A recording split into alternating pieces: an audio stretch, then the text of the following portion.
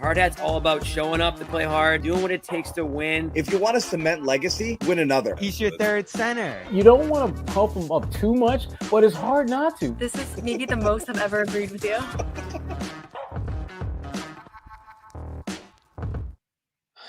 Nick just disappeared as soon as we go live, of course.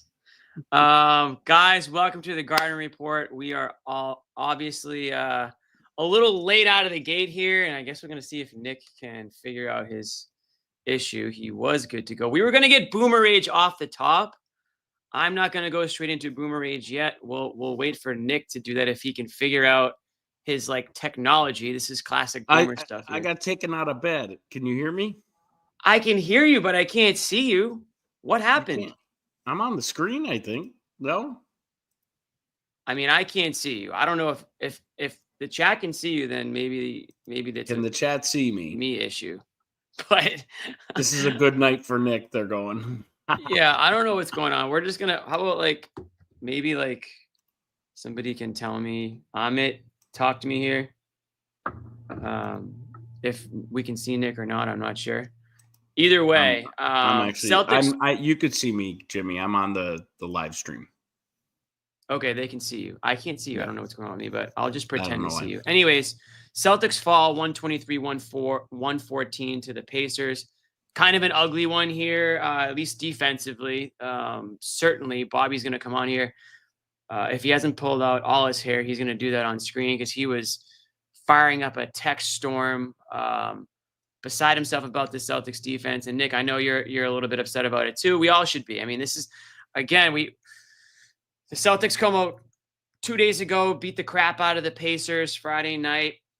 And we kind of call off the dogs a little bit, hold off on hitting the panic button. But then we say, if they go out and lose again a day from now, what did Friday even mean? So there's some bad habits starting to form here. Bobby's at the game. Noah's at the game. Nick was watching it. But Nick, before we get to Nick was clearly in bed. Nick was clearly in bed. But before we get to Nick,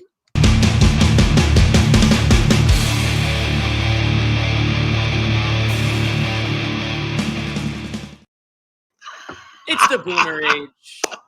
It's the Boomer Age. Nick, hit me with what's on your mind after watching this game? What is the problem with this team? They just seem to be, well, first of all, the lack of defense. They just seem to be in that stretch that usually comes right after the All-Star break, Jimmy, where it's kind of like the winter doldrums. They're hitting it now. The sad thing, huh? It's too soon to hit that. That's where I was going. It's just a bit too soon for that to happen, especially at home.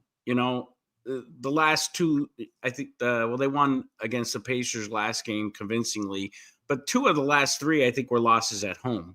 And that bothers me. And you know what bothers me most is Jimmy watching Bobby just completely panic on this. I'm not panicked. You put up the Boomer Age thing. Sorry, guys. Psych. I'm not raging out tonight. Boring. I'm just not. I mean, I look at it at some point. I mean, how many losses do you have to see? They're 23-9 now. I think they've lost 6 games in December, limping into the new year. I mean, limping into the new year. This is not how you want to go out. This is not, the way to end things after an unbelievable calendar year. Jimmy, you knew at some point the 3-point shot was going to cool off. Clearly, it did here again tonight. It's inconsistent. We're old school. We're boomers, man. Don't put me with you. You are, bro. I mean, the young kids, that's what they do, man. They put you, if you're over 25, you're a boomer now. So, I mean, the truth is, I think live with the 3, die with the 3. And you're seeing a lot of that. I know it's old school, kind of old man take, but you're seeing that right now. And will they come back? Will they have, catch their fire from 3? Yeah, they will again, and it'll turn around. But what's bothersome, I think, is the 3-point shot being off is hurting their defense, and it's just kind of been a slippery slope to where they're playing that kind of mediocre, complacent style basketball. Not really what were they thinking tonight that after they destroyed Indiana on Friday that Indiana was just not going to show up? You know what I mean? Like, that's kind of what it looked like. I mean, it's the NBA. I can't imagine they thought that. I just think, again, But it's the NBA. Yeah. What do you mean? Have you heard anything about the ratings lately, Jimmy? Well, if you're the Celtics team, you know the teams are showing up to play against you, and I think if you're the Celtics, you rely too much on your offense. And Sherrod, I think, just is in the room. Sherrod, give me a thumbs up if you're good to go. Okay, there's thumbs the professor. up. I'm good to go. Nick, Nick, can you hop off and reload your page? Because I want to be able to see you. Yes. Make sure it's all good. So just reload, hop back on. Love to get a couple more of your takes before. But Sherrod Blakely in the building. Thanks for jumping on with us, Sherrod. Unfortunately, not a great one at the TD Garden tonight after Friday's win against Indy. A tale of two games here. I started off the show with Boomer Age for Nick. He didn't bite though. He didn't bite on it. He said really? he's not raging. He's not panicking. Are you in the Gelso category right now where you just, you know what, another loss, it is what it is. They just got to write a couple of things and they'll be fine? Or is there starting to be, I'm not saying panic mode here, but there's a lot of people in the chat saying it's not panic, it's frustration. Where do you kind of fall on this whole scale of whether it's panic, frustration, concern, or is it just, another regular season game? It won't matter in the end. I'm at the concern level. I'm not ready to panic yet just because they still, by all accounts, are one of the better teams, if not the best team in the NBA. They're still the defending champs. They're just not playing like it. The concern that I have right now has to do more with them having this false sense of we can just turn it on when we want to. It feels like there's some flip the switch action going on here where, to me, the last two games are an absolute case study in what flip the switch looks like. When they lost a couple of games and Indiana's coming to the town, what do? They beat the crap out of them. And now, right, reminding people just how good they are, then you have a game like tonight where they weren't nearly as good. They weren't nearly as effective. You look at a lot of the shots that they had were good looks. They just didn't go down. They just didn't play with the same level of focus towards greatness that we saw in the previous game against Indiana, and we've seen for a large part of the season. I'm not ready to panic because I don't think there's anything they can do from a personnel standpoint that will all of a sudden make every game winnable. I think what they're going through now is they need to shake this flip the switch thing, because I do feel that some of that is creeping in, which, to be honest with you, Jimmy, I'm not surprised, because when you win a championship, you know what it's like to be at the top of the mountaintop. And that is still their focus. And the regular season becomes a really difficult terrain for most defending champions, because they know that in the grand scheme of things, what they do in May and June is going to matter so much more than what they do in November and December. Sure. And we're going to hear, the show started a bit late, so we didn't get Joe live, but we got Jackson and Amit working behind the scenes here to toss some good clips up. So we're going to go to a Joe bite that I think Bobby asked to Joe Mazzulla here. We'll see what Joe had to say. Is that going to work? Against this team, defense got back on track a little bit tonight. They were able to get to the rim quite a bit. Offensive rebounding. What do you see from the defense tonight?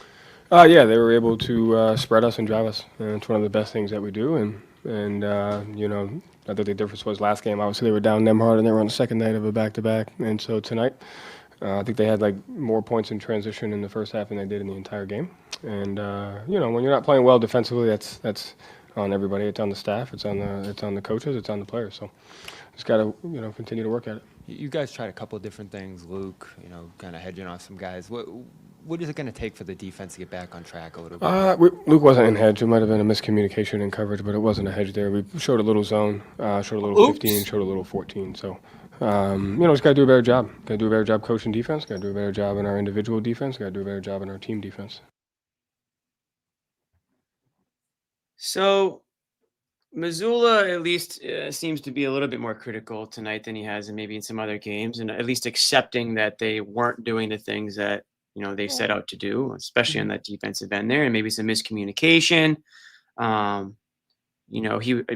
was steaming last show, Sherrod, because Mazzulla insinuated that maybe the reporters or fans don't see the game the way that, they see it. So they don't really know ball, I guess, if you will. But to Bobby's point, he's like, you don't really have to know ball to that extent to see what's going wrong out there or to see when things aren't going the way they're supposed to go. So tonight would be a number of examples. And when you start this game, the very beginning, Indy was pretty much getting whatever they wanted, not just in the beginning of the game, but throughout the game. But that's when it started right off the bat, whatever they wanted in the paint. I mean, and whether it was Nemhard or a couple other guys there that hit some big threes, they were attacking the paint and kind of instilling a little bit of physicality in their will in there. We've seen that happen against this Celtics team in the past. The Celtics are going to just keep doing their thing at the 3-point line. The opposing team either is going to try to match that, which the Pacers did not try to do tonight, or they're going to try to shoot from a high percentage inside, which is what ended up being the case for Indy early on in this one. And they did hit some monster outside shots in the fourth quarter as the Celtics brought this to like a one-possession game. Then Indy goes on that big run, hit a couple outside shots. Prior to that, though, it was the inside game that was really helping out Indy, it seemed. Yeah, the inside game and getting to the free throw line. Those are the two keys for Indiana in this game. And they were aggressive at both ends of the floor. You look at the way they were really just kind of, doubling and really getting hands in the face of Tatum. Jaylen Brown, I thought, had a really good playmaking first half and scoring. And he not only was he getting buckets, but he was also getting his teammates involved when Indiana's defense reacted to his dribble drive game. But this was a game where you don't have to be John Wooden or a Hall of Fame coach to realize that there was a lack of attention to detail across the board on the Celtics' part. When you're looking at guys getting wide open to lightly contested shots, that's a lack of attention to detail. When you've got guys, getting to spots that they're not necessarily their sweet spots, but they're getting there anyway without making efforts to get to where they know they're at their best shooting the ball, attention to detail. When guys are making, unforced turnovers, there was just a long laundry list of mishaps on the Celtics part that you certainly got to give Indiana its due. They certainly had a role in that, but a lot of the mistakes that Boston made were self-inflicted. And when you start to dissect those self-inflicted mistakes, a lot of it comes down to just a lack of attention to detail. And that's not something that, you can't necessarily put that on the coach. You can't put that on the players. You put it on the team because if they're not having as much attention to detail as they should, at some point you as a coach have to let them know that. And there just didn't seem to be the level of connectivity that you need to have when you're going through struggles like they went through most of this game. And they get a shot. They almost got bailed out with their, elite shot making, but the game completely, was a wrap after Sam Hauser missed that 1-3 that would have made it like a 1-point game, and Indiana soon pushed it back up to double digits, and that was pretty much it. It was a wrap. Noah, talk us off the ledge here. You're the last person to hit the panic button. We know you're nowhere near it, but you are also an astute basketball mind. You can't be thrilled using your big basketball brain. You cannot be thrilled by what you're seeing out of this Celtics team as of late. At least tell us that. Definitely not thrilled. Okay. Can you guys hear me okay? We can. Thank you.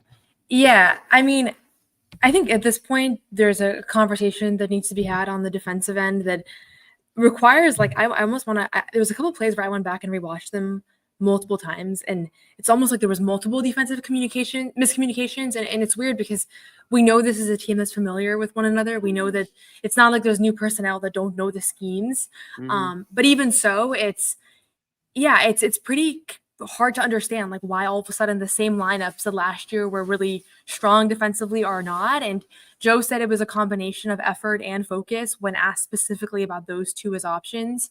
I also think there's a personnel thing where you're missing Drew Holiday and Kristaps Porzingis, two of the guys that made that defense so good last year. And then there's guys like Sam Hauser, who I thought really struggled in the defensive end tonight. I think individually, a number of people have taken a dip. There were moments where Peyton Pritchard was making costly defensive mistakes. Derek White, I feel like that he's had some moments defensively that are out of character. So a lot of it is just individually, I think people are not playing to the same level that they were playing last season on that end. And I don't know, that to me is the story of this game. And though Joe was asked specifically, is the common denominator in these losses defense? And he said no, that sometimes it's been defense, sometimes it's been other things. To me, that's what it's felt like, because offensively, like, I think they've done enough to get these wins. And last year, these wins would have come. Like tonight, they were shooting 50%. And yeah, they were still losing the entire game. So that's what stood out to me, is just defensively. Like, I think there's it's undeniable at this point. So it seemed like, and I mentioned this earlier to Sherrod, it seemed like Joe was a little bit more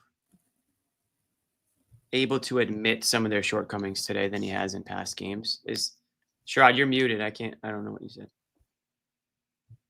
It's kind of hard to not acknowledge their shortcomings. And to Noah's point earlier, I think we've seen enough basketball to know that if you're playing exceptionally well at the offensive end or the defensive end, which side of the ball are you going to have the best chance of win if the other side isn't great?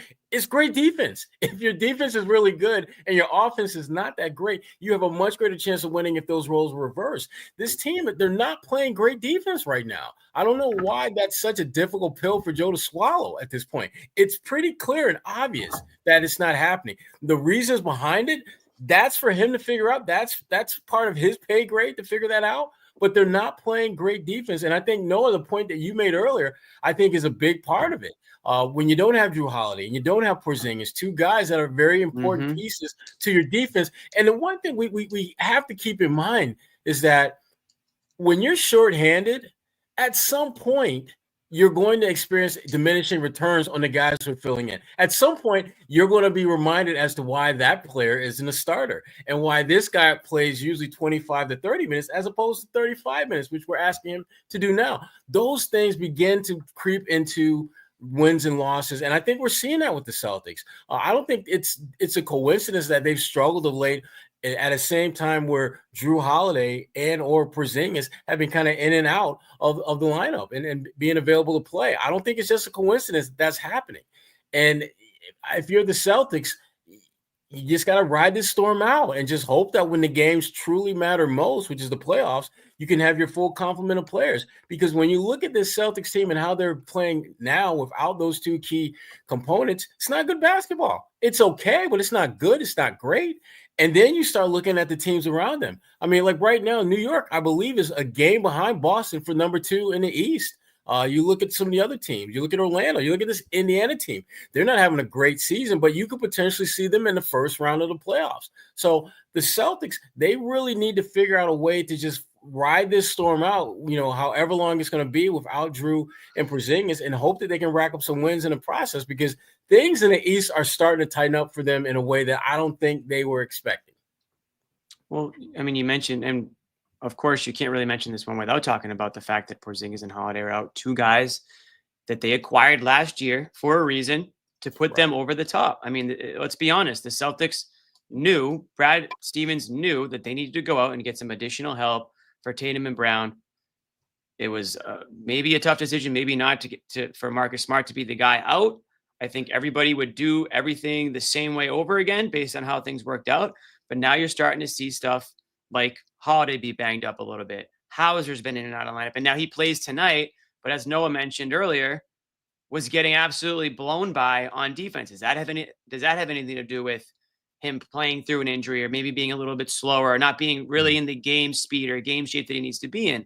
These are all little things that you didn't really deal with last year. Yeah, you dealt with Porzingis, obviously, last year in and out of the lineup, and they were able to win without Porzingis in the lineup last year. Tatum starts off ice cold, and this one kind of puts you behind a little bit. You're relying on Brown again to carry the load offensively. Al Horford had a really rough night offensively for them. He was a negative for them tonight. Good to see Pritchard with another bounce back performance and find his shot. But again, late in that game, Indy went on there. I think the Celtics brought it to 2, and I think Indy went on maybe an 11-0 run, whether it was Nemard or who's the guy who hit a couple threes for them? Shepard coming out of the clouds with a couple of big shots in that fourth quarter. And the Pacers, you got to give them credit. They just, after kind of getting embarrassed on their home court on Friday, they come out here and repay the Celtics in a big way. Now, this Celtics team, again, it's been up and down with them all month. And so I again, you're not slamming the panic button, but all of a sudden a month goes by and you've got this inconsistent basketball. It kind of happens, right under your nose, but you go, okay, not a big deal. Okay, not a big deal. Oh, they won again. Everything's fine. Oh, another loss. And all of a sudden you're barely scratching 500 this month and going into January. And you mentioned it, Sherrod. There's some talent across the East. They're going out west now to play some big games. And actually, Joe Mazzulla was asked about the schedule after the game today. And we have that clip. We'll put it up right now if you guys want to toss it up, Jackson. Getting back on track defensively, how tough is that to balance? Now you guys are in a pretty brutal schedule coming up here after the home game run, save a lot of games. How tough is that to kind of get everyone together where you're shorthanded and you're not going to have a lot of practice time here, it seems like? I'm actually really excited about it. It's going to be fun. It's going to be great. Yep, there you go. So that's what I'm talking about, Joe. That's what I'm talking about. There's the Joe. That's Joe what I want. There's the Joe we know. So we'll get into the schedule. Ultimately, I think this. I agree with Joe. I think this trip's going to be good for them because part of these struggles I will attribute to, like, they've, I know that Joe said last game he doesn't like when we use the words effort and those, just kind of blame that for why things are going wrong. But I don't think they've been inspired by the games that they've been playing here at the Garden. And Christmas Day was a little bit of an anomaly because it's literally Christmas Day on national television, and I think everybody should get up for that. But ultimately, like, if they go out west and they don't find a way to elevate their play, like, then I think we're talking about this team being maybe not who we thought they were at the beginning of the season, versus, maybe this team, is able to turn it around because they're going on the road and because they're realizing, like, they kind of dropped a lot of really winnable games at home in December. So I could see this trip actually being good for them. But I've said from the beginning, like, I think I will feel a lot more certain one way or another in 2 weeks when they're done with these, this road trip. Yeah, this road trip is kind of the elixir that will serve as a truth serum for who this team really is. If they're able to come through this West Coast trip and look pretty good, win most, if not all, those games, then we'll look back at December and think, like, well, they just really weren't pushed the way they should. Who's coming? We got some coming to the podium. We got Derek White coming to the podium. We'll see what Mr. White has to say here. Does he have his beer with him? That's the real $1 million. Am I putting him up, or is someone else putting him up? Okay. Honestly, Friday was really good, and especially when you play the same team twice in a row. Take your hand off your face, Derek. You win like that, team members, and so he's like, but obviously there's a lot of stuff that we gotta do better. We gotta improve on, and we're gonna watch the film, and we gotta learn. And then Jordan Walsh set or tied career highs on Friday. Had the big block in the fourth. Jordan Walsh. What do you see from him overall this season? And he's just a guy that's Joe shot that question. Jordan Walsh during practice, just someone that wants to learn and get better. And then when his number is called, he's going in there. He's playing really hard, and he's just doing a lot of things activity wise. And so it's nice to see. Derek, what commonalities have you seen, in the team losing 4 out of the last 6 games in terms of what has led to those losses, and what do you feel can be gained as a group from facing defense? A little Come on, Derek. Tell the truth. Yeah, I think this might be the toughest stretch that I've been on since I've been here in the Celtics. So I'm just gonna bring us closer together. Just gotta know that everybody's got their best interest in mind, and just have each other's back. And so I just think it's gonna bring us closer. There's ups and downs through every season, so we're in one of those downs, and we just gotta figure it out together. What do you notice as well about the challenges of trying to defend as champions, giving what you get from the opponent on a night-in, night-out basis, particularly with the intensity which you guys are defended and have to kind of fight through that? Yeah, I think it's a big game every time we're playing against anybody. We knew that going into the season.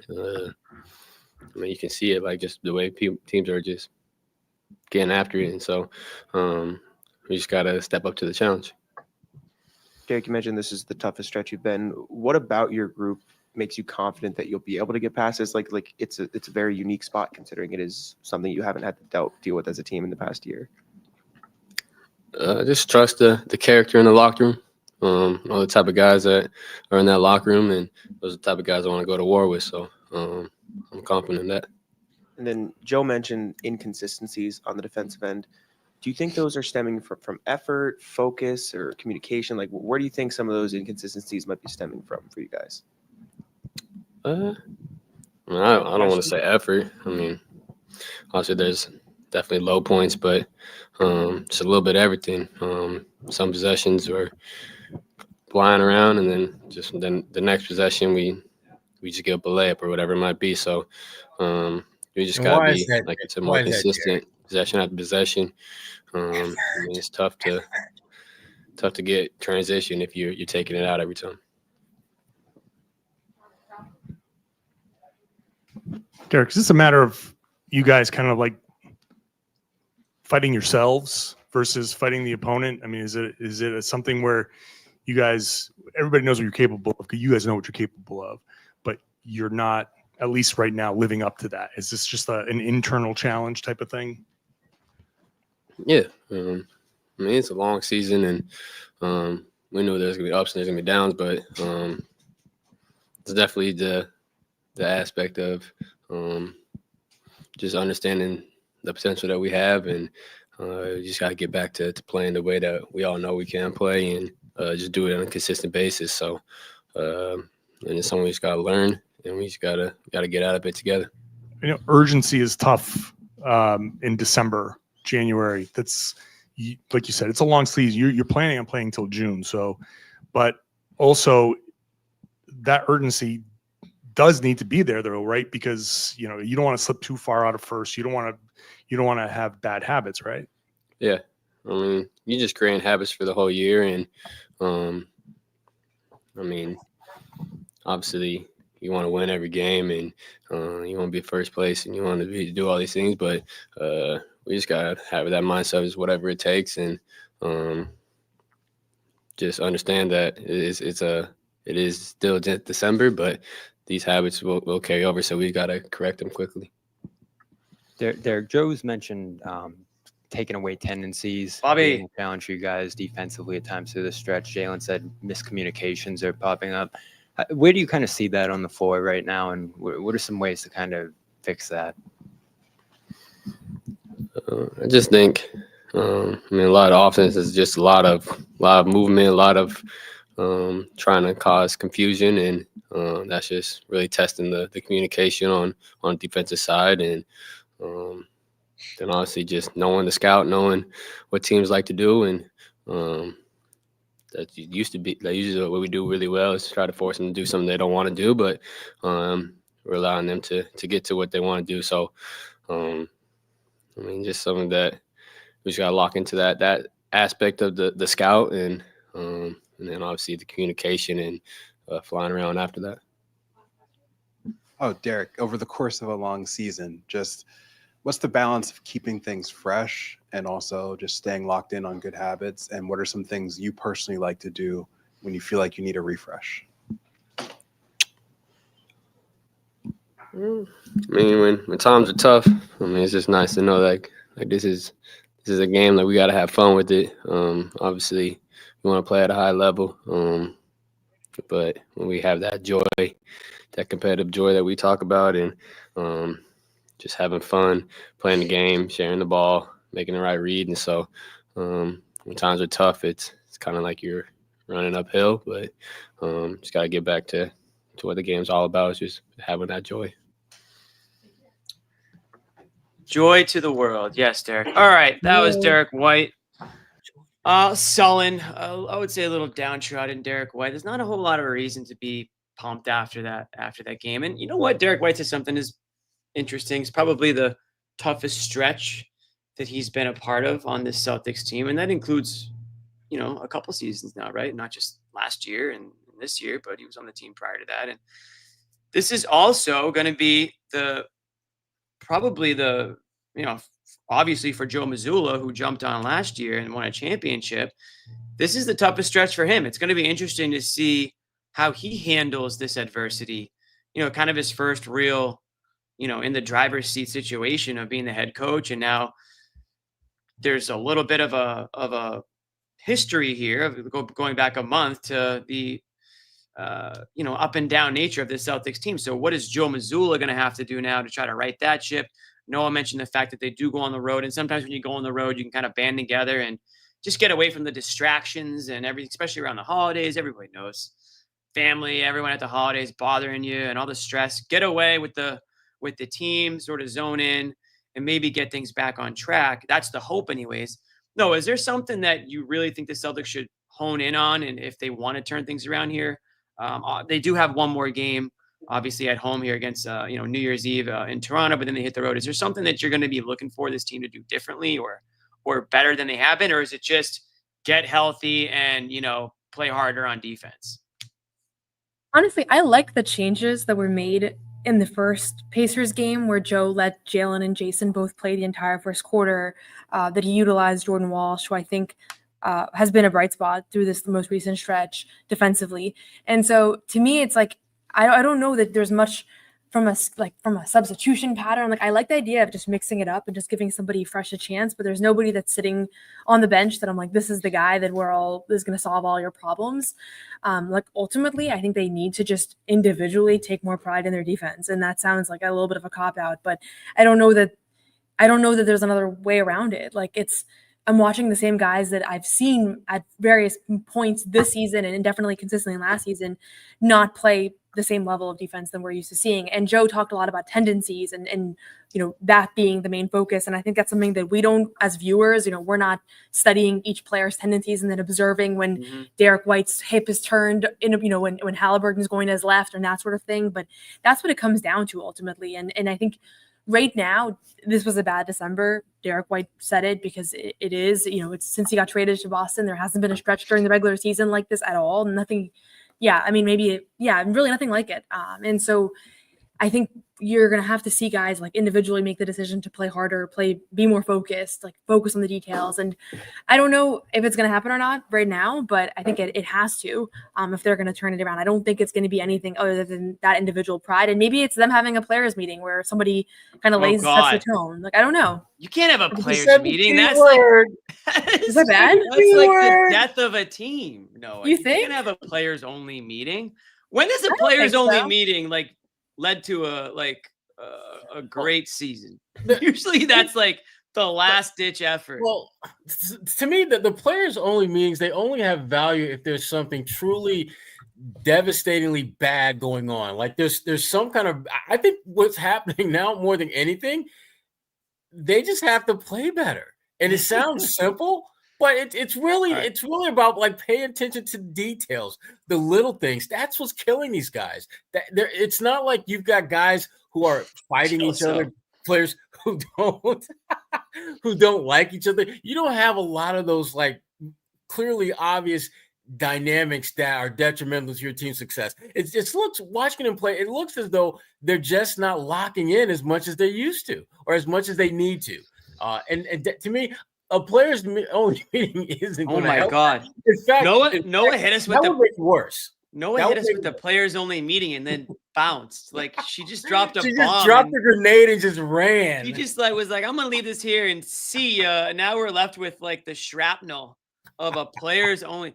Listen, nobody on the show, and Noah wasn't saying, I don't want to speak for Noah. I don't think she was suggesting a players only meeting. No. That would be a bit extreme for a team that, yes, is 23-9. And again, you know what it is? This team, what it is, Sherrod, is they look mortal. Whereas last year and the way they started this year, it looked like it was their league and everyone else was just kind of, going through the motions. Cavs had other plans, right? I mean, the way they started things off. You've got a team like the Knicks that's starting to come around here, right? Towns is coming into his own on that Knicks team. They're going to be a tough out regardless. Pacers, you don't know what you're going to get from them on any given night. There's some teams out in the East right now. Milwaukee's coming around. They're going to be tough outs. And now they're going to go out West and they're going to play a Rockets team that is one of the surprise teams, of the season for at least, I would say, majority of basketball fans. I'm sure there were some people out there that know what Ime was capable of and know what that young Rockets team could be capable of. But I don't think anyone expected them to be where they are. So they're going to go there. They're also an interesting one to me is when they go to Denver, because Denver is like, it's almost like the ghost of Christmas past. Like Denver used to be like the Celtics in a way, right, Sherrod? The team that was the team to beat. Then that second year dealt with some injuries, dealt with some tiredness, lost some legs in the playoffs, and they got, I think you could say they kind of got upset in the playoffs, right? And now they're trying to find it in the third year here, right? They're trying to find where they're at, and they've had some issues. You know, Murray's been inconsistent. Obviously, Jokic is doing his thing still, but they don't have enough, it seems, right now. So it's kind of an interesting dynamic to see the Celtics go to Denver and see how that whole thing plays out. But the good news is it is still December. We're not going into the playoffs right now with the Celtics playing this level of basketball. I would be far more concerned if that was the case, because I do think you want to have good habits going into the playoffs. And obviously you want to be healthy. You don't want to be dealing with guys coming in and out of lineups. If we're talking about Holiday and Porzingis unhealthy going into the playoffs, whole different story and whole different, outlook on things, I think, because you really do need those players. And Holiday's a guy that even when he has been in the lineup this year, he's been certainly, at least on the offensive side of things, has not been the same player. I think, he was near automatic from that corner 3-point line last year. Now he's below what you would expect him to be. So that's something to, obviously note. But you need what Holiday gives you on the defensive side of things. When him and White are in there, they're the best defensive backcourt in the NBA. Now you've got Pritchard coming off the bench, who's just as much of a hound defensively. Never mind what he's given you offensively now. And Pritchard had a good night tonight too. I think he was 21 points tonight. The 3-point shot was there. And now I think that's back-to-back performances where he's kind of found his shot again. So John mentioned it last show, Sherrod. He said, is Pritchard a guy, what's the Pritchard that you can expect to see? Is it the one from last season or the one from this season? And insinuating that the guy that we're seeing this season is, a borderline, a starter, could be a starter on a lot of teams, and a guy that you're relying on way more than you did last season. And even in the playoffs last season, I mean, aside from a couple of those circus shots, it wasn't like Pritchard was this massive part of that rotation. Not going to be the case this year. And Pritchard, again, here's the line with him: 7 of 13, 5 of 8 from 3, 4 boards, 3 assists, 2 turnovers, a -2. Obviously, I think the fourth quarter had a little bit something to do with that. But Pritchard was one of the brighter spots tonight for them. Yeah, absolutely. And they're going to need him throughout the course of the season. And I do think that he last year in the playoffs, we saw glimpses of what he could be. And the only difference I see really from that Pritchard and what we're seeing now is just more consistency and more comfort in the role that he has carved out for himself. And frankly, the Celtics are comfortable with him playing, and that is to be a guy that can make shots coming off the bench. When Pritchard steps on the floor, he is on the scouting report as a guy that they need to limit his shot taking, because he's proven himself to be very good at that part of the game. And it's been a big part of why the Celtics have a 23-9 record and why he is among the front runners for this year's 6th Man of the Year award. Hey there, Bobby. Bobby Manning in the building. Bobby, you were in the press conference for Joe. I think you were there for Derek White. Anybody? Were you in the locker room at all? Or were you sticking by the press conference? Yeah, we got Jalen in the locker room, and I'm glad we did, because he's been, in many ways, their defensive spokesperson over the last couple of years here. Obviously, he's trying to set a tone on that end and stress that end through the bad days in 2023 and then the great days in 2024. And I keep throwing out that year, Jimmy, and I texted you guys, is that first 4 losses and 6 game stretches since 2023. And that was later in the year. You mentioned they're not getting into the playoffs yet. It's still early. But you don't want to see that pop up, this level of inconsistency. And they had that great performance on Friday. Pacers get a couple guys back, namely Nembhard, who hurt them early. And this was, I mean, I don't want to go too far here, but this is a pretty disgraceful performance defensively. Wow. Disgraceful. I mean, layups in transition, uncontested layups in the half court. Early on, Nembhard got to shoot a practice jumper on the baseline there. So just not great effort, not great attention to detail. I know Bobby, you guys heard Joe talk about that. I don't want to cut you off, but I But got. yeah, let's hear what Tatum's thinking. Let's hear what Tatum's got to say here. Hold that thought, Bobby. Understand we played a part in where we're at right now, and we just got to be better. Jason, has it been harder to reestablish yourselves as, the preeminent team in the league than you anticipated? Obviously, you knew you were going to get everybody's best on a night-in, basis, but has it been harder to get back to the top and reestablish yourselves this year? I mean, every season presents its own challenges, and this year is no different. I guess getting everybody's best shot, but we should be used to that. It's been like that for the last few years, and we just got to start, swinging first. We got to get back to that. Jason, Joe mentioned the inconsistencies on the defensive end. Where do you think those are stemming from? Is it more effort, focus? Like, where do you think some of that inconsistency defensively is coming from for you guys lately? I think we got to communicate better. All 5 guys got to be on the same page. Too many breakdowns. And I think if we just, communicate and talk a little bit better, that'll help with a lot of things. And then Derek mentioned this might be the toughest stretch he's been through since he's been with the Celtics. It feels like you guys have had a pretty high level of consistency over the years. It feels like you guys have also built a persona of just even keeled, no, not too high, not too low. How do you avoid that frustration in a time like this that feels like you so rarely lose this many in such a short span? How do you avoid that frustration seeping in? I think being honest with yourself, understand it's a long season. We got a lot of basketball left. We're so far from our ultimate goal, right? It's so far down the road. And we've had some good moments this year and some not so good ones. It's my 8th year, and every year there's good moments and not so good moments. It's all how you navigate the roller coaster of a season. Some stretches are better than others. You feel better during certain stretches than you do others, and it's just part of being in the NBA. Jason, what's the key to stopping dribble penetration, like Halliburton tonight, Maxey a couple nights ago? What's the key to kind of making a statement with that? Playing better defense, helping one another. Did he say play better defense? Like you mentioned, lack of communication. Like, why isn't that happening now?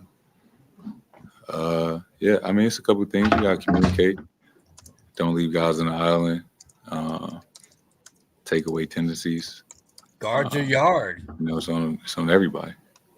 And how can you guys generate offense when threes aren't going down?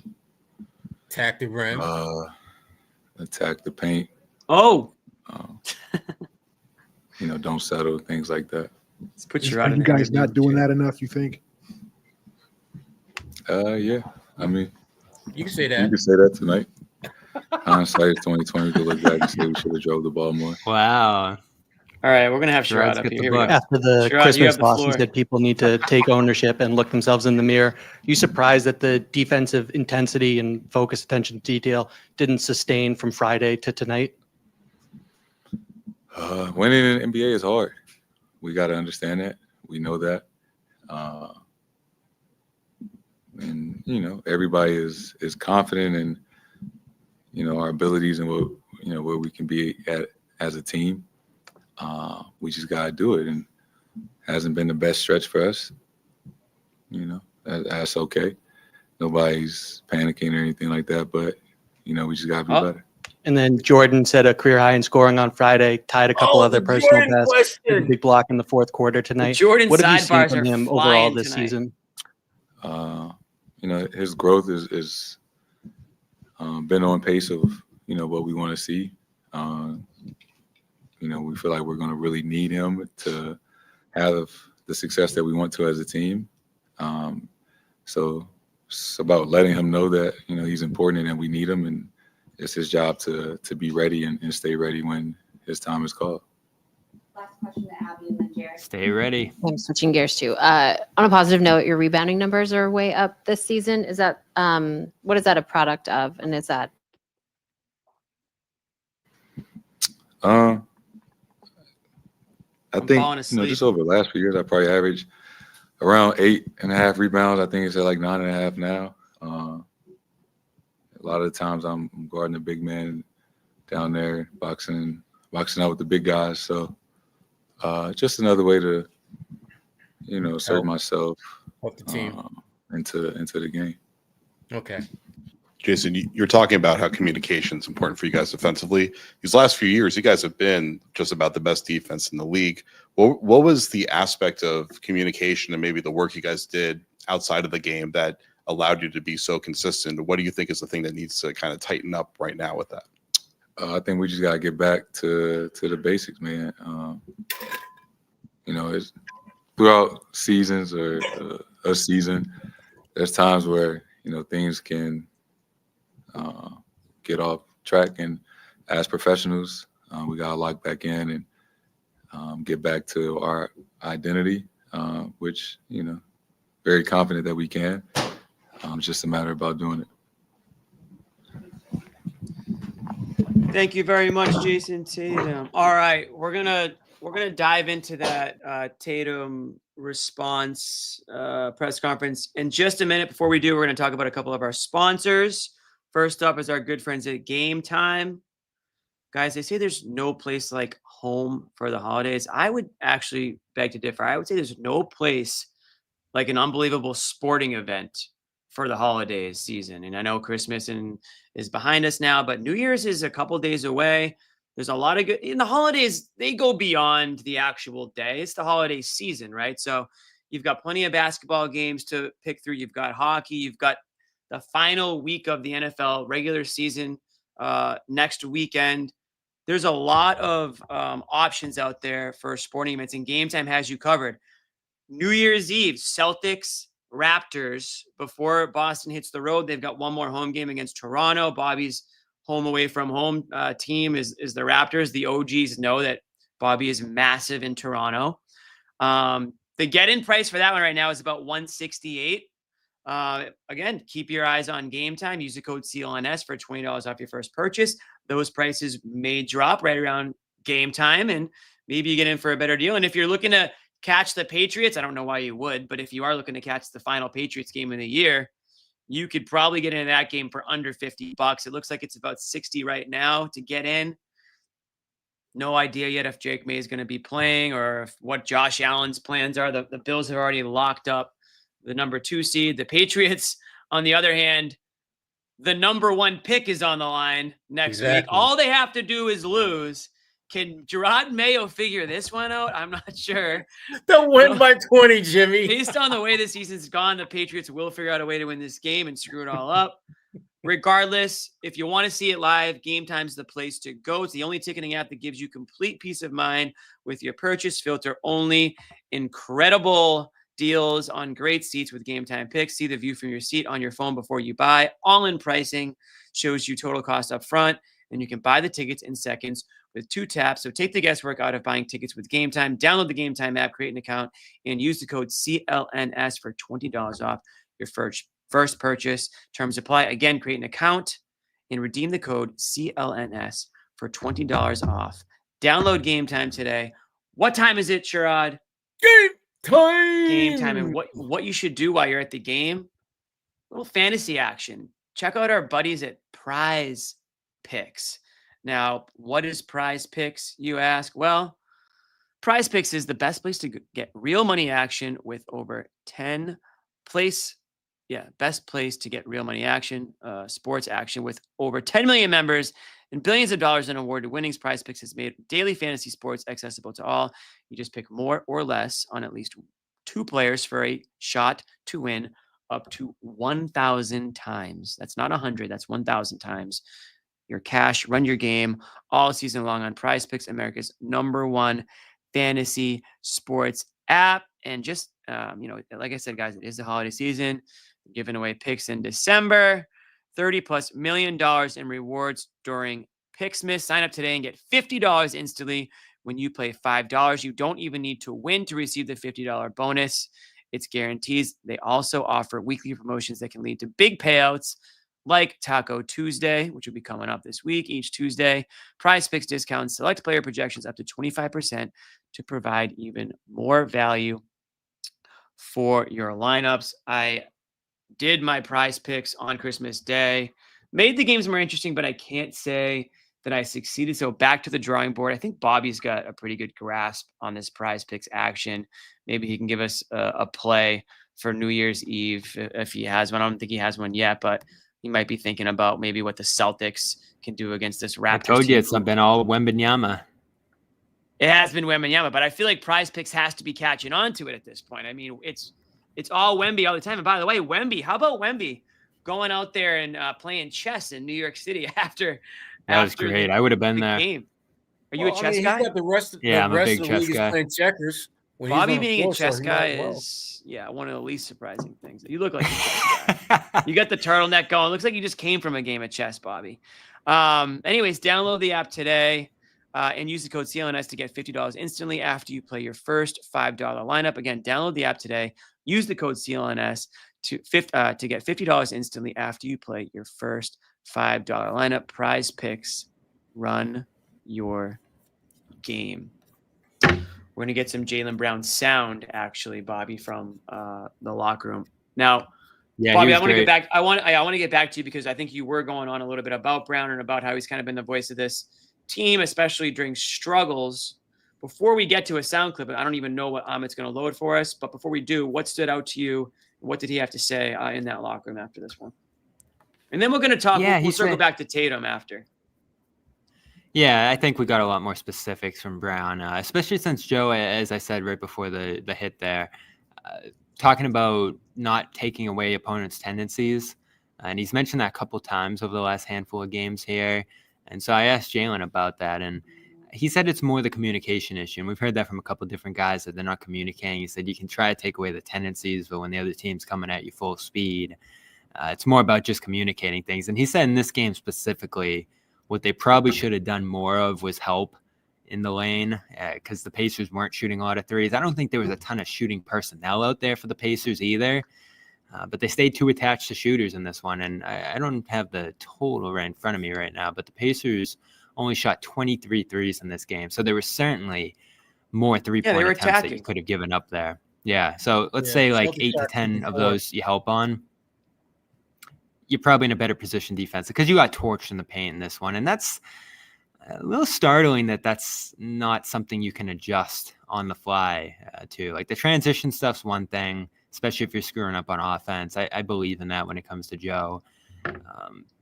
A three goes down here or there from a guy that you want to let shoot, fine, just like on Christmas. But to get beat downhill over and over again in the half court especially, I mean, that one to end the game there where they're about to sit the starters, Jimmy, and, they hit one shot there, so they let them come back out and try to make a comeback. And Halliburton just goes right by Horford and scores uncontested. That happened a lot, Bobby. It's awful. Yeah, it's awful right now. It's repeated stuff. There doesn't seem to be a lot of attention to detail on that end. And I think, going back to a Sherrod, I'm going to put this on coaching a little bit. Like, I was not happy with the way Joe reacted to the defensive struggles going into the last game. And they had one good night, but he goes to the untrained eye comment about, it's easy to say it's defense. It's easy to say Bobby it's can't effort. stand this. But, Jimmy, all the players tonight, it's effort, it's intensity, it's intention to detail. Like they're saying it, not us. I feel the So steam they're coming not out going of to win the a turtleneck. championship. They're not going to win a championship this year, Sherrod, without the defensive intensity and effectiveness that we saw last year. And this is closer to a 2023 defense, which still ranked well, but was so inconsistent, and you had so many bad losses because of it that it made them an inconsistent team. And that's what I'm getting a bigger feel for with this group than the intensity and the urgency of last year. And that's understandable, Noah. They come together, lightning in a bottle, new team. Like you have that urgency, that intensity to win it all. The other thing Jaylen said, Jimmy, was that, he thinks that they've had comfort this year. Like they've been too comfortable coming off a championship. So they're not in a good place right now. And none of the teams coming up are going to let them off the hook. I want to just answer this question because thank you, Christopher Webb. He asked it before we went to Tatum, I think so. Hopefully he's still watching. But question from a Knicks fan. Are you concerned about catching Cleveland for the number one spot in the Eastern Conference, or are you confident the Celtics can win the chip no matter what seed they are? Doesn't sound like Bobby's very confident at all right now based on the way the Celtics are playing. I mean, question for all three of you guys. Does seeding matter with the Celtics team, or is it more just figure your ish out, be healthy, and if you do both those things going into the playoffs, it shouldn't really matter who you play or where you play them? Which one is it? Jimmy, if those two things are happening, your seeding is irrelevant because even if you begin the series on the road, you have to win one road game to steal home court advantage. There's not a single team in the Eastern Conference that the Celtics will see in the playoffs that I don't feel confident that they can beat them one of those first two games on that other team's home floor, particularly if, the Celtics know going into that, the sooner they get that road win and secure home court advantage, the easier their path to getting to the next round will be. No, that to me is not the concern. The bigger concern, and Bobby has alluded to it, and Noah has as well, is their defensive consistency. Because right now we've talked about intensity, we talked about effort, but there has to be a certain level of consistency at that end of the floor that we're just not seeing. And I think a lot of I felt like, Sherrod? What? I felt like they thought they were just going to go out and hit a bunch of threes tonight and win this one. Isn't that what they always think? A lot of games like that. That's like 65% of the games they play. They think they can but just it shoot felt away extra. It felt that like extra that way tonight. But after the way they absolutely just annihilated them the other night, I could kind of understand why they feel that way. But to me, that's the allure that they have to fight. That's the temptation that they have to be strong-willed against, because it's easy to be seduced by the three-point shot when you have a lot of three-point shooters. But that's not going to win you a championship. You won a championship last year because you figured out how to be an elite offensive team and a top-tier defensive unit when you had to. And that's what we're seeing now, Bobby, and Noah, is more of a domino effect, the negative domino effect of when you don't have Porzingis, when you don't have Drew Holiday, when Al Horford has lost a step or two, so you don't have that five-man switchability defensively that you're used to. Mm-hmm. Because the play that you pointed out, Bobby, was where Al got beat off the dribble. That was not the only time Al got beat off the dribble in this game. Yeah, tough game. In Indiana, if you think back to the playoffs, they tried to make a conscious effort at getting the switch where one of their guards is being defended by Al and attacking that. And Al did a great job, I thought, in the playoffs last year of not allowing that to be himself and his defense to be the weak link. This was not one of those playoff games for Al. He was not very good defensively. Does that mean that you get rid of him or you send him to the end of the bench? No, you just embrace the fact that he wasn't very good defensively, on top of you not having arguably your best interior defender in Porzingis, on top of not having your best perimeter defender in Drew Holiday. So your perimeter defense suffers, your interior defense suffers, and you get a result like this. And so I think, Bobby, to your point, maybe part of the thinking for them that they were going to have to really lean on the three-point shot is because of what they were lacking in terms of personnel defensively. Not believing that they had enough personnel at that end of the floor that was healthy enough that they could hold their own defensively and have an okay game shooting the three-point shot. They felt they probably had to shoot their way to victory in this one because of what they didn't have personnel-wise on the defensive side. Noah. Yeah, I mean, I think the reality is at this point, like, I've said this a bunch of times, but I never want to overreact to one or two games. And at this point, we have pretty much a month where the defense has slipped, and they're now 8th overall in defensive rating, which is as low as I can remember them being during the regular season in a very long time. And so, yeah, there's no question around like where it is right now. I think the question that probably everybody's curious about is like, is it something that can just be a December issue that you turn it around? And I think if you look at championship teams, like it's not unusual to have a bad month, but especially when you're coming off of a championship. But at the same time, like I find it so peculiar that nobody has repeated after winning a championship since 2017. Like so many good teams that have won a championship that everybody goes into the following year and you're all excited about them. Denver is going to be the beginning of a dynasty with Jokic. And not only do they not repeat, but they don't even make it back to the conference finals. It's literally been 7 years since a defending champion has made it back to the conference finals. And I think there's things that the NBA has done to put in place to make it so that it's harder to assemble super teams and all that. Stat. Yeah, but at the same time, I'm watching the Celtics team and I'm like, I didn't have them being the top seed in the East this year. I thought they were going to be one of the top seeds, but not number one. And it's kind of like this had to happen for that prediction to be true. And it's not going to just be like they're going to coast year after year. If they had Drew Holiday and Porzingis at full strength, I think I'd be a little bit more surprised. But in the same way, as disappointing as they've looked, and I'm not going to excuse the play because it's, anybody that watched this game in the last 7 games, like defense has been really tough to watch. It almost feels like kind of inevitable just based off of the way the NBA has been over the last decade and the fact that they don't have 2 of their best defenders ultimately. And if there's something mental that teams are not able to replicate when they just won a championship. And maybe that's going to be what separates in history, like the one-time winners and, the dynasties. But right now, I think they're at an inflection point where they could go either direction. But they're looking like every other defending champion that we've seen since the Warriors. Bobby, Noah. You're muted, Sherrod. Oh. No, it's hunger. You're just not hungry as you used to be. You think you're trying to tell yourself that you're thirsty and you want to win a championship because you've got that thirst for it, but you're playing with house money when you win a championship and you're trying to do it again. Because what's the worst thing that'll happen? You stick with the one championship that you won. And I think the Celtics are realizing just how, from a subconscious standpoint, it's hard to play with that same level of effort and intensity and focus and attention to detail that you had when you were one of 29 teams trying to knock off the defending champs. Now that you're it's harder. It's the same team. Harder. It's not like you got somebody else hungry for one that hasn't got. It's the same group of guys. They're all. And it brings, they're not in the same roles, though, Jimmy. That's the thing. You have the same team, but Derek White, for example, there's a greater level of expectation. Peyton Pritchard, there's a greater level of expectation. Al Horford, you're hoping that your expectation level is the same, but with him being a year older, he's probably not going to be able to do all the things that he did a year ago. You start going down the line, and you realize that you may have the same personnel, but the roles that guys are asked to play, expected to play, are not the same. And because of that, it's not really the same team. Mm-hmm. Yeah, Bobby. I think Jaylen Brown talked a little bit about that, or Tatum earlier this year, about how that they're got a lot of the same players, but they're not the same team because of some of those different dynamics that guys are being asked to play and roles that guys are being asked to fill this year. Bobby, Noah is reporting team meeting.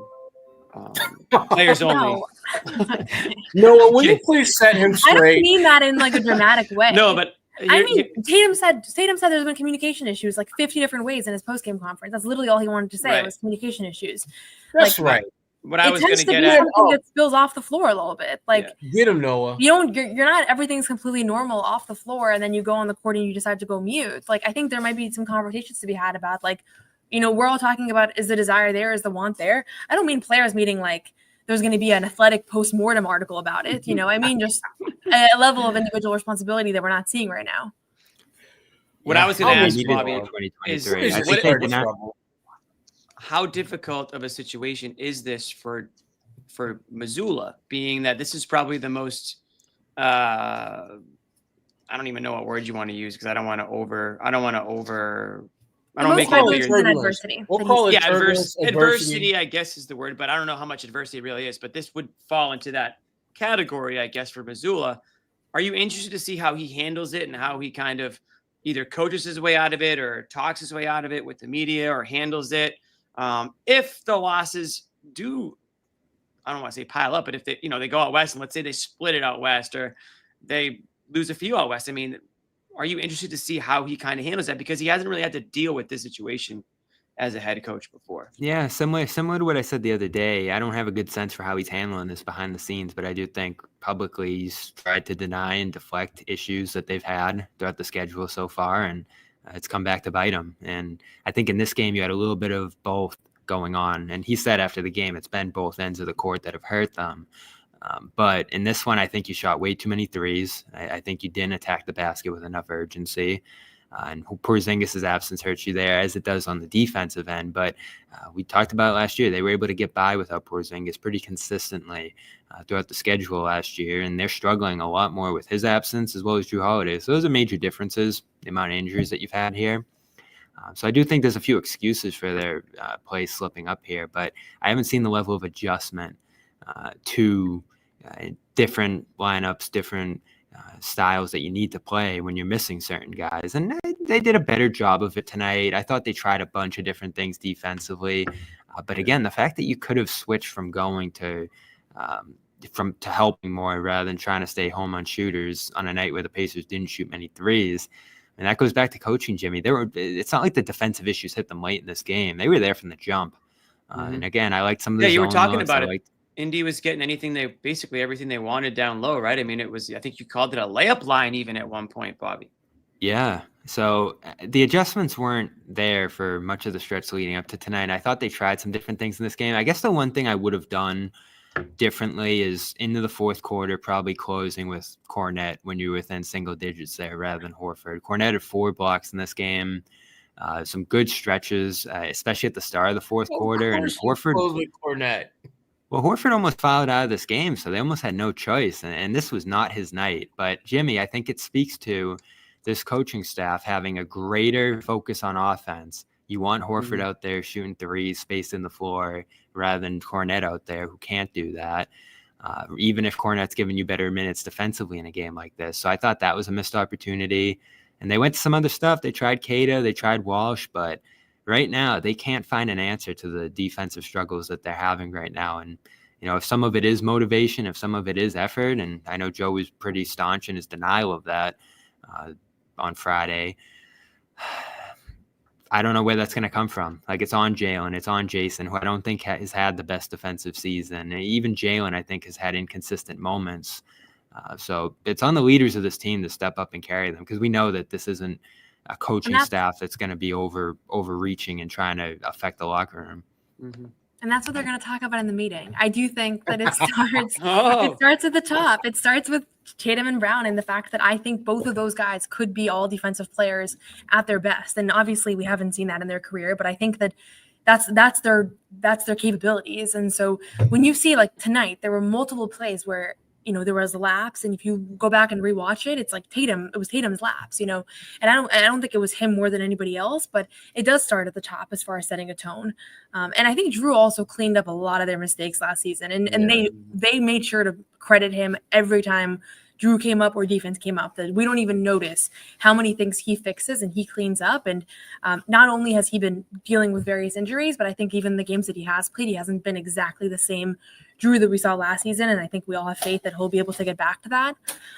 But yeah, there's that element as well of just like him being the kind of the glue guy on that end last year and kind of taking the reins and helping a lot. And also Porzingis was available for the majority of last year's season. And then in the playoffs, you don't have that question around, like, there's not going to be a desire thing. There's not going to be an effort thing, right? But I think during the regular season, season, use Horford more. He was a cheat code a little bit around the rim. And I was surprised when he joined the team that how much he was able to impact things on that end, I didn't expect it, honestly.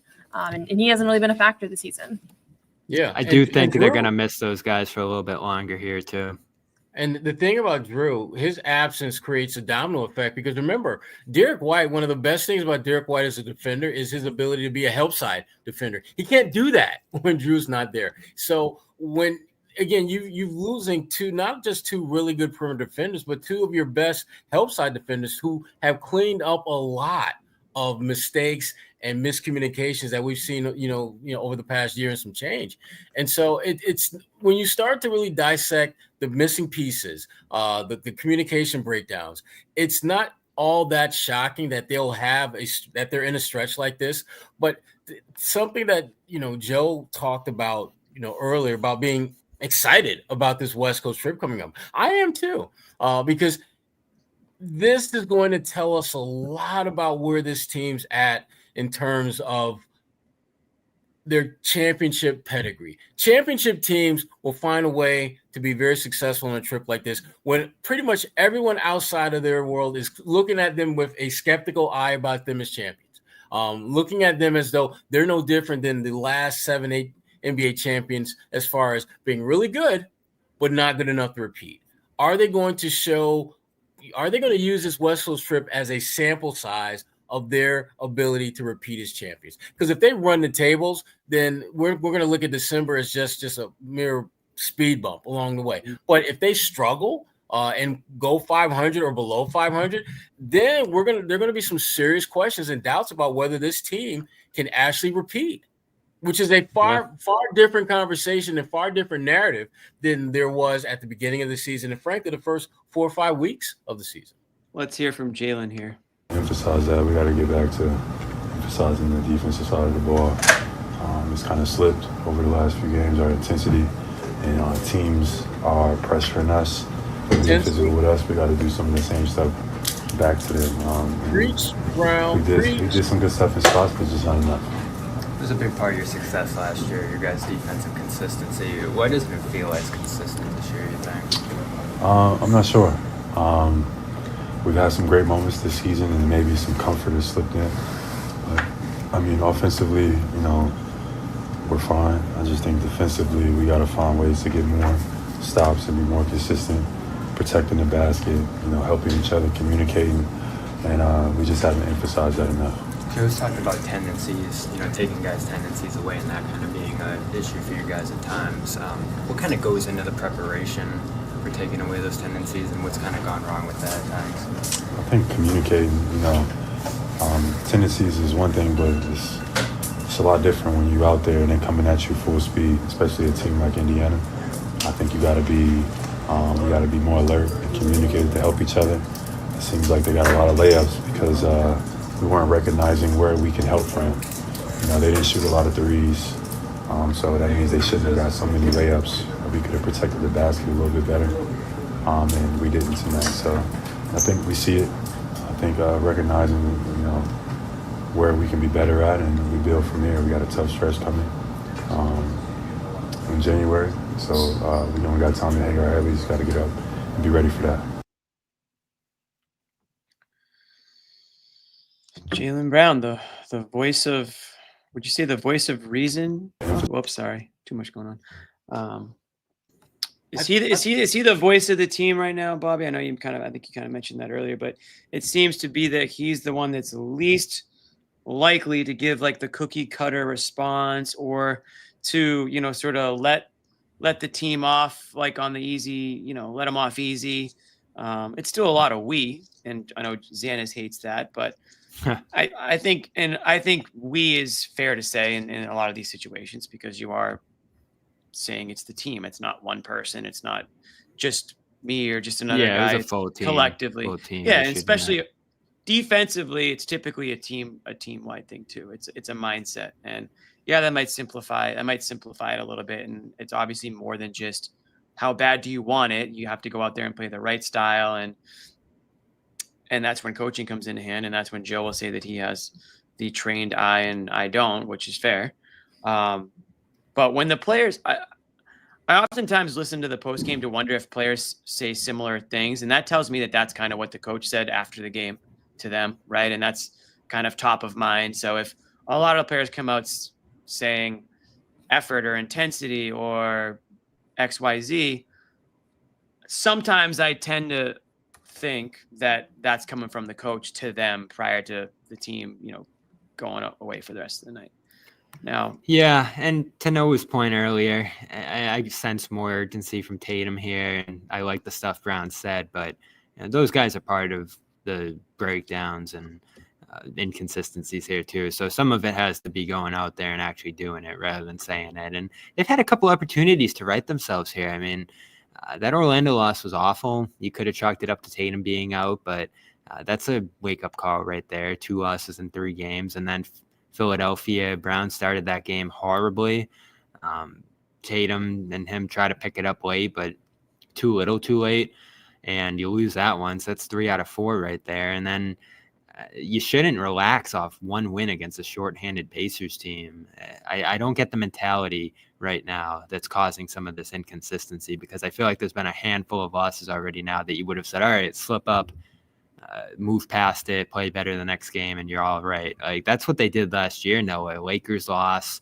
I know the Hawks losses were bad late in the year, and there were a couple other ones, but they'd usually just move right past it and play better. And the depth, I think, changing lineups, there's a lot of reasons that I think they've been more inconsistent this year that are legitimate excuses. But the intensity and the effort and the defensive issues, I don't think there's much of an excuse for here. So I'm concerned. I've been concerned for a little while now. It's not going to get easier. I don't think they're going to get healthier again here. You got to be cautious with Porzingis and Holiday and play the long game with those guys. So got to tap into your depth. I'll give Missoula credit for that with Walsh, and Cade has gotten a couple more opportunities here the last few games, but they couldn't save you. And it's on the guys, the regular contributors here, to make this thing better. And it's just not happening right now. Jalen, I think, touched on what may very well be at the crux of was problematic for them, and that's comfort. The fact that they're very comfortable with the knowledge of being the defending champion, knowing that their season, the narrative won't be decided until April, May, and June. And are they giving everything they have right now to get there and be in the best position? I don't think so. And that's because they're comfortable. And, Jalen did a good job of couching that and making it so that that's not the reason, but he put it out there. he made that when he was explaining, what some of the potential issues this team may be dealing with.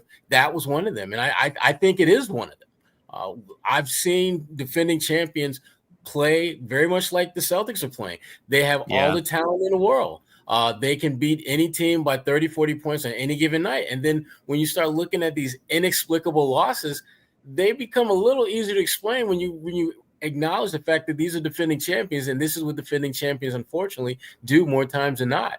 You talk to anyone who's won a title, and they'll tell you it's harder to defend it than it was to win it. And the Celtics look like they're struggling to figure out the best way to go forward and best position themselves to repeat. It makes me think, too, Noah, something we talked about early on that maybe gave us a sign that this was going to happen is all of those awful starts that Pritchard saved them from. And this was almost another game like that where the Pacers smoked the starting lineup. Pritchard comes in, hits a bunch of threes, starts like 7 of 8, 7 of 9. And there's greater intensity, there's greater pace, all of that. Even the defense, I feel like at times has improved into those second units. So they've gotten away with a few of those early in the schedule where Pritchard's come out and saved them, or maybe some great shooting saved them. And the problem, I think, to some degree here is that they're a team that's more offensive minded than defensive minded. And the defense should be able to save you in some of these close games that they've lost. Well, think about it like this, Bobby. I mean, I think you're spot on. And I think most people would probably agree. They're an offensive minded team. They're a 3-point shooting team. What's the biggest difference between Friday's game and tonight's game with the Celtics team?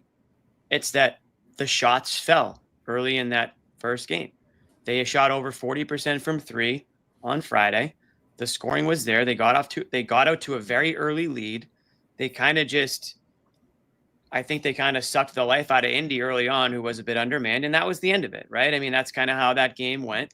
Tonight it's a different story. For Indiana, yeah. Tonight's a different story. They started off cold. What was Tatum to start this game? 0 of 7? 5 from the field? Yeah. Or did they keep going for a little bit? Well, from 3, wasn't he 0 for 7 or something like crazy like that? Something like that. Tatum, point I'm trying to make is their defense, they're not relying on their defense. They're relying on their offense. And if their offense isn't there, he started 0 for 6. It's a completely different game. So it's live by the 3, die by the 3. I'm not hearing a lot of hate about too many 3-pointers right now across the league. I'm not hearing about how it's all one-sided. Teams are figuring out ways to beat the Celtics team. If the Celtics want to just shoot threes and rely on the 3, and they think that they can win just by doing that, I think they're finding out, maybe it's good they're finding out now and not later, that that's not going to be the case. There are going to be nights where the shots aren't going to be falling, where Al Horford has a completely you know off what it night. is, Jimmy? They're not as good of a 3-point shooting team this year, and we've talked about that multiple times. Hauser's worse. Drew's worse. Brown's worse. A bunch of guys are worse. And Tatum's super inconsistent. We talked about which guys are having a better year this year and last year, and it's interesting, like little assignment to go through. And yeah, if you want to talk about outside shooting or 3-point shooting, we certainly can do that. But Hauser's pretty obvious why he's off is because he can't stay on the court, so he can't get into a rhythm. Brown and Tatum, I mean, people want to talk about Tatum's improved shot. Not anymore. I don't think people are talking about that anymore. Brown's, it's tough to talk negative about Brown right now. He's had a couple of games here where he's kind of put the offense on his back, and I like what Brown gives them and three levels of scoring.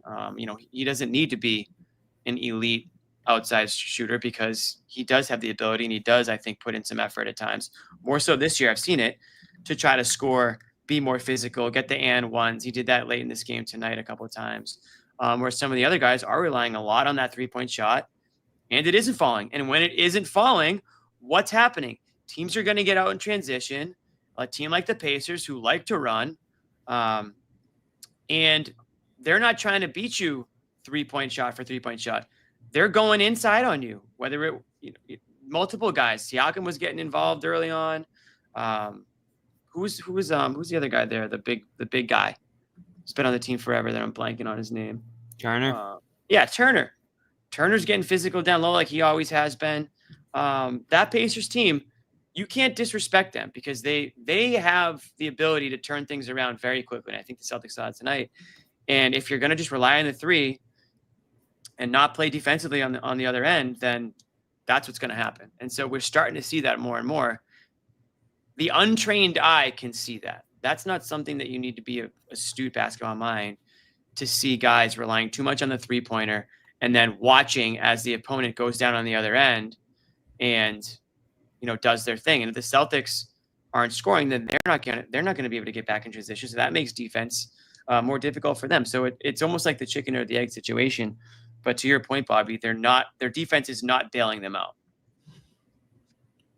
Yeah, I mean, they're middle of the pack right now in the NBA in 3-point shooting. They've been hovering between 15th and 16th place. So what was once like a cheat code for them to be able to make up for mistakes or make up for other areas of the game where they were getting, out hustled or rebounding or turnovers or whatnot, it's not anymore. And so it is exposing who they are and what problems they may have been dealing with even beforehand.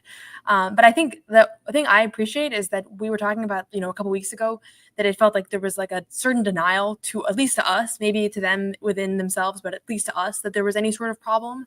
And I know people don't love like watching post-game pressers after losses because it feels like you're just saying we got to be better. But I like what they said. I think that the reality is, yeah, I think if you go back and watch some of these possessions, like it is defensive miscommunications. Like I'm literally watching two guys go to the same guy and leave somebody wide open underneath the basket, right? So they called it for what it was. I think Jalen has found a certain calm about him after losses that he hasn't had in the past. And I think it's a good thing. I think there's a certain leadership quality that you see that he's evolved. But I think when you watch his post-game pressers from this year and everything that he just said, like I don't mind that he's saying that they're comfortable because they are. We all can see that. And so naming it, maybe you'll get aggregated and Jaylen Brown calls the Celtics comfortable will be a headline on NBA Central, but I think the reality is that he's saying it to us, but he's also saying it to his teammates. And we know that every time one of these guys, answers our questions, they're answering the questions to us, but also to one another. And that's a big part of why they sometimes hold back to us. And so nobody said anything disrespectful, but at the same time, I think, there's a sense of like there is an inflection point, and I think in 2 weeks we'll have a very good sense of this team. And I think if they continue to lose half their games and play poor defense, then I'm willing to say like I don't think this is the team that they were. Otherwise, I kind of feel like this was an inevitable stretch to happen at some point, and it's kind of a good time for it to happen. Like it's December; it's kind of the perfect time to have a bad month, honestly. Yeah, it's the holidays. People are like quick to forgive. Question for Sherrod from Eleanor. Pacers are not even a physical team. What will happen the next time the Celtics play the next physical team, a much tougher team like Memphis, Orlando, OKC, or the Rockets? Well, we're going to see the Rockets coming up here, so we'll get a good idea of that. Yeah. Sherrod, they're going to an all-out brawl tonight, by the way, too. What was that, Bobby?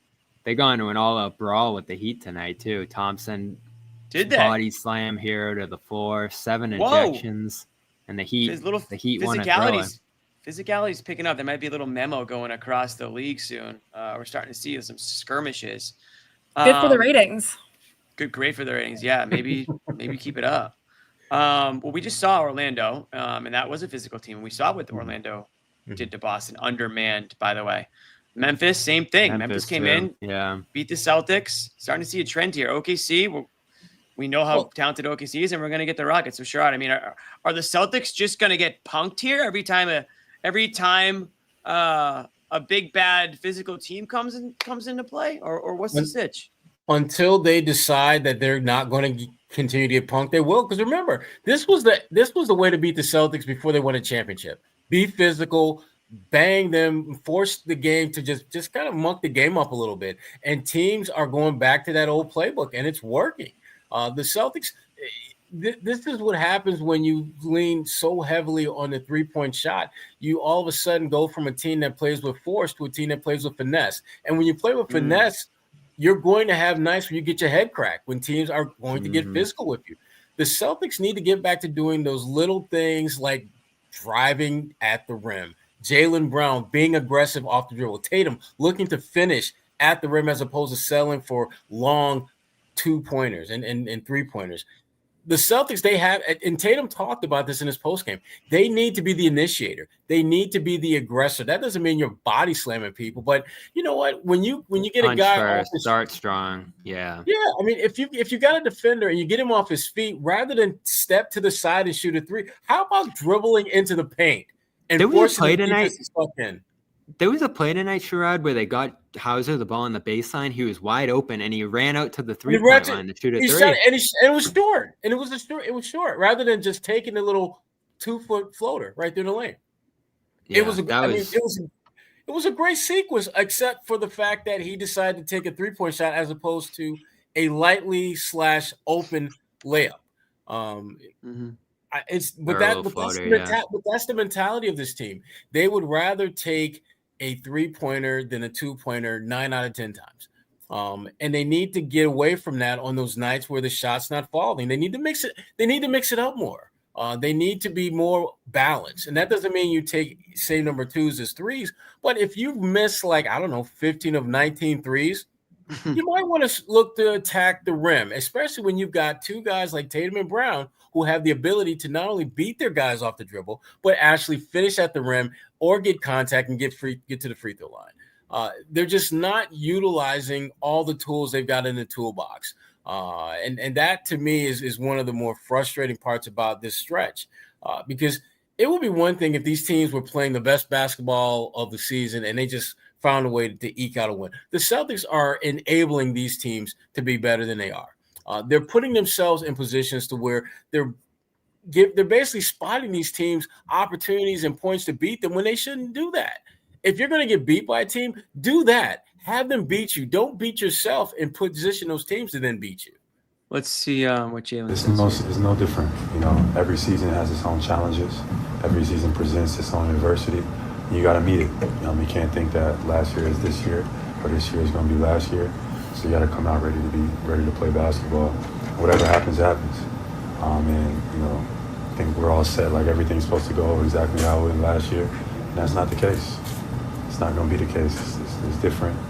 And we got to be able to meet that level, grow as a team, and be ready when it matters most. And be ready when it matters most.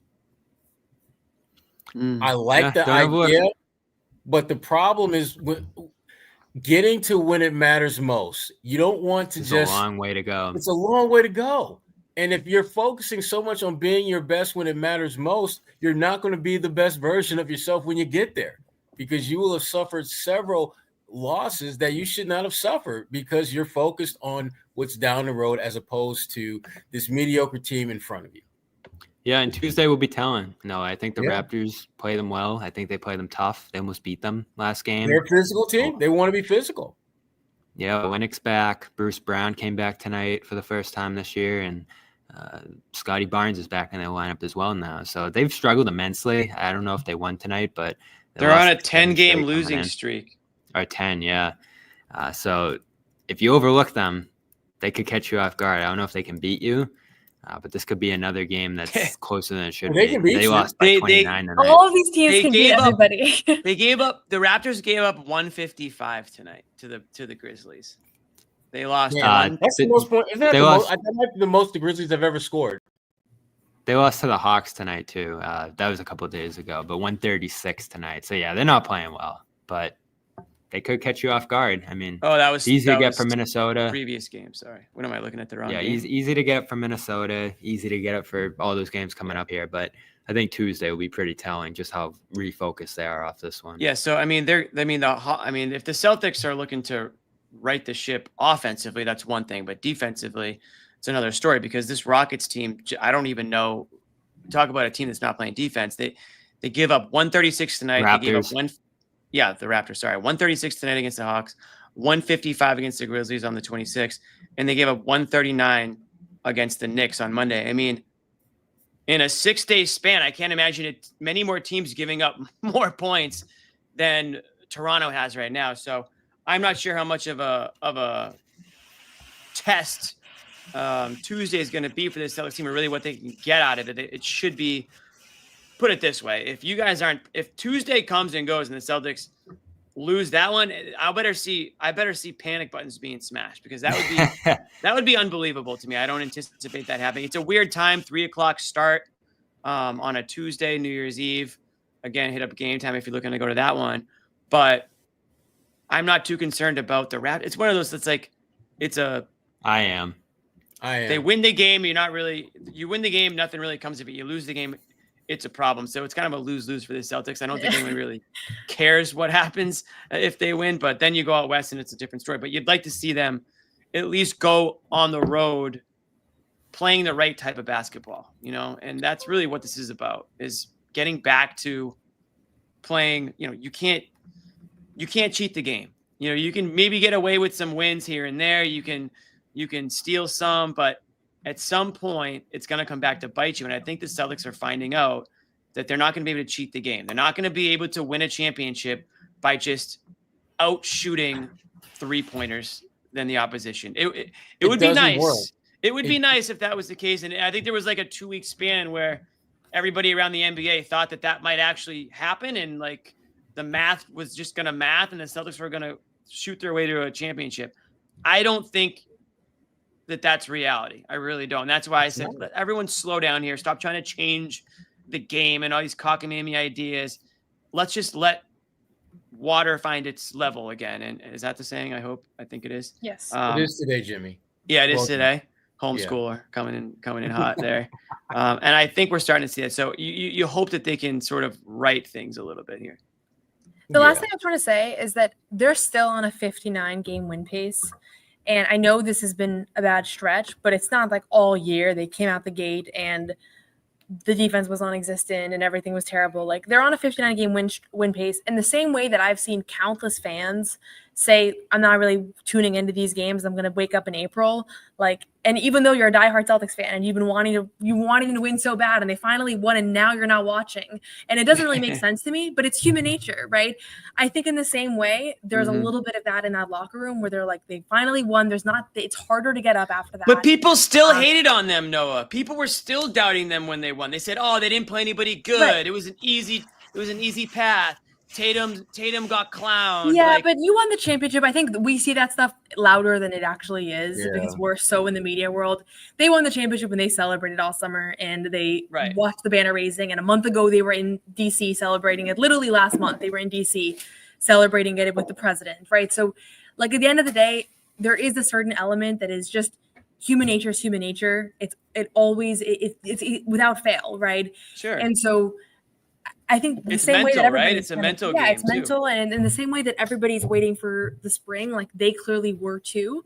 And now the question is, okay, it bit you. You couldn't get away with the fact that you didn't have the same level of intensity and focus and attention to detail and all these other things.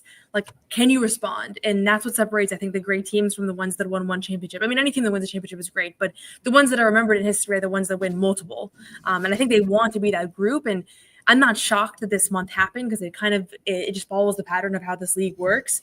But whether or not, I think I don't want to keep making this 4-game road trip to me is going to tell us everything about this team's identity this season, because you're playing Houston, Oklahoma City, Denver, which is still a team that's really had you in a tough spot over these last few seasons, and Minnesota, who I think is still one of the best defensive teams in the league despite their struggles. And so it really could not be a better 4-game road trip as far as just revealing what this team is made of. And I resonated with Joe. I'm excited for it. I thought they'd hit this skid earlier, to be honest with you. I thought they would come out at the start of the season, or certainly in the month of November, and have a stretch like this where they lose 2 out of 3, 4 out of 6. And when that didn't happen, I'm thinking damn, maybe they are built to win this championship a second year in a row. And then December rolls around and they look exactly like most defending NBA champions at the start of the season. Now, to Noah's point and to Joe's point, are they able to right the ship? Are they able to put together a sample size here, to start 2025 that reminds us that they are the defending champions and that they're literally built as they were a year ago, and thus feel they will repeat as champions? I'm curious as hell to see what happens, because this is the truth telling portion of the narrative for the Celtics. We're gonna find out whether you are who you say you are. And that to me is very exciting. Can't bullshit a bullshitter, right? You can't bullshit a bullshitter, man. Listen, this is where all your cards are on the table, and we're gonna know exactly what you're holding in your hand. And are you really holding those aces like you say you are? Or are you really holding some, deuces? Yeah, what you got under there. All right, we're gonna go final thoughts here. We want to thank everybody for tuning in. We're over an hour and a half in. Noah and Bobby are at the Garden. They're gonna have a video or two from this one. But we got a New Year's Eve tilt against Toronto. The lowly Raptors, how far they have fallen, Bobby. I'm sorry to say. 3 It o'clock. is sad. Afternoon game. If you're working on New Year's Eve, which I imagine most people are, it's not a holiday. I can't really figure out why it's a 3 o'clock game, but it is. Because they don't want people to be traveling around. It's because it's New Year's Eve. Okay, they just want people to get in and out and not be out doing crazy stuff at midnight. Well, they can't stop us. They can't stop us, Sherrod. They can try, but they can't stop us. For those of you working, hoping you can get out early and catch the game. We'll start with Noah. Any final thoughts from either this game or looking forward to whatever is on your mind, I guess? I feel like I kind of gave my final thoughts there. I think you kind of excited. did. I'm going on the trip, so I'm excited to see. I've never been to a lot of these cities, so you're going on the trip. On a personal level, I'm excited. Nice. Yeah, what's the first stop? Noah will be in Houston on Friday, and then we'll both be in OKC and Denver, and probably With gonna Joe have Sway. a little reunion show with Joe Sway down there on Sunday. We're getting Joe Sway on the show on OKC, 100%. Noah, you're gonna love Houston. Beautiful. I got a couple of those. I famously love ugly, boring cities, so I think I'll probably like it. Wow, shots fired. Are you gonna go cowboy hat or anything like that? You're gonna go you're gonna buy into the Texas culture at all? No. Don't do it. Don't do it. No. Don't. That could Bobby be a really would. interesting game. I don't dress thematically Bobby for the city that I'm in. Bobby takes on the culture. When Bobby goes from state to state, he embraces the culture. I can't wait to see OKC Bobby.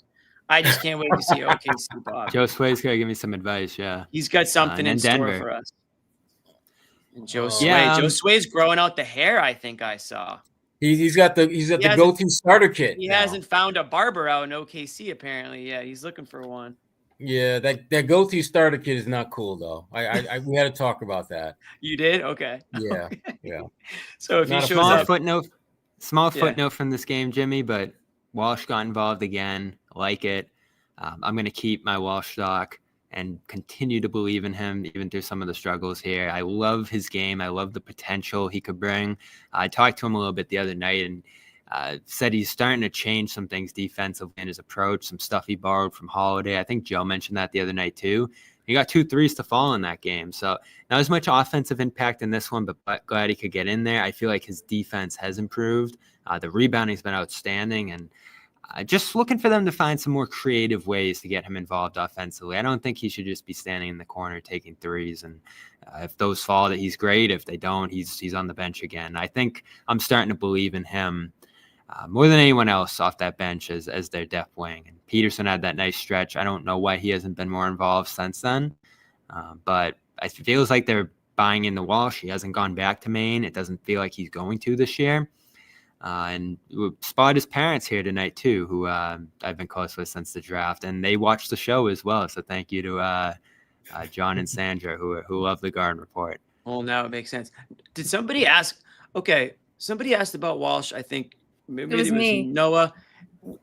Can you explain Joe's response? Was he saying that Walsh is getting We playing actually time? caught up about his response after the press conference, which I'll leave between us. But Okay. he just said 'Cause I couldn't he just didn't. I think I started asking him like maybe what about Walsh was making him play 20 minutes the last two games, and he said because they're down 2 players. Right. Which I they thought have that was been. like a. They've been down 2 players multiple times this season, and they have not turned to him. That's what I was more curious about, but it wasn't that relevant of a question, so I wasn't gonna start doing a one-on-one with him at the press conference.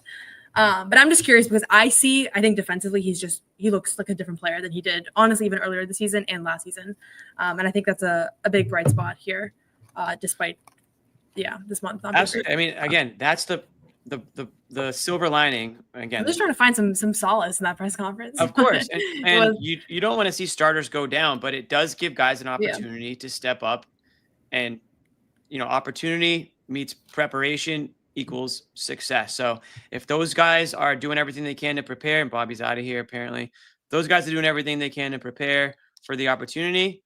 Credit to them for maximizing it, and it can only pay dividends down the road if there are situations where guys are going to take some breaks down the stretch, or if there are more injuries. If Walsh is a guy that Joe feels like he can depend on, you can tell he's looking for a guy. He's looking for a guy at the end of that bench that he can turn to and say, go, like, we need 5 minutes, we need whatever.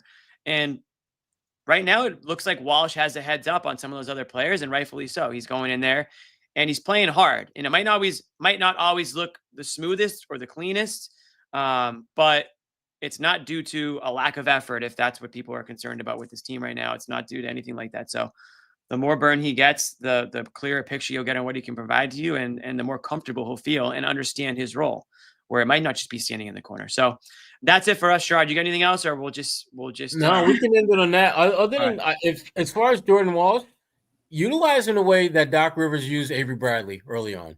Have him just moving without the ball, getting him the ball where he can finish at the rim, draw contact, but get him involved offensively other than just being a catch and shoot guy, because that's not who he is. Agreed. That was my favorite player as a kid. So who was? I love Avery Bradley. Oh, Avery Bradley. Yeah, I love Avery Bradley. Avery's my guy. Backdoor cut in the game, Avery Bradley. It's just come around the behind baseline, boom, get the ball. There was nothing like watching him pick up full court. Nothing like it. Full court. There was a time where he was the guy that you did not want. If you were an NBA guard, they would say, "Yeah, Avery Bradley. He'll rip me." Yeah. Like, nobody wanted to go up against Avery Bradley. You get the ball inbounded to you. You see Avery Bradley's on it. You're waiting for the inbounder to get inbound so you can give him the ball.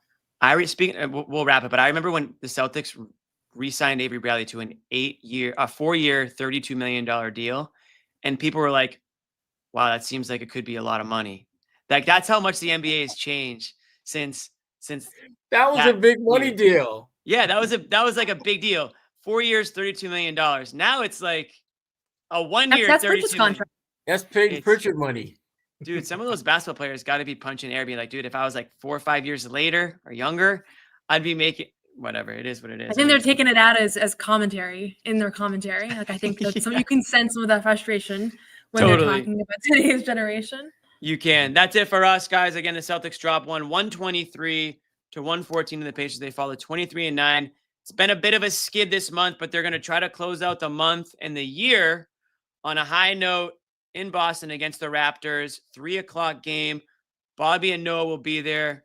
Sherrod, Sherrod's all over the map. He might be there. He's going to swing by, make an appearance. We're going to be going strong after this one. We want to say, for those who can't make the show because of the timing, Happy New Year. We hope everybody had a great 2024 and even better 2025, health and happiness and all those good things. We're going to bounce. Jackson, hit me with the outro. No one's sneaking a vegan brownie by me, I'll tell you that. Okay, you know what, John? We're gonna do it. You have to feel that way too, Bobby. I have Say to it. feel that Say it.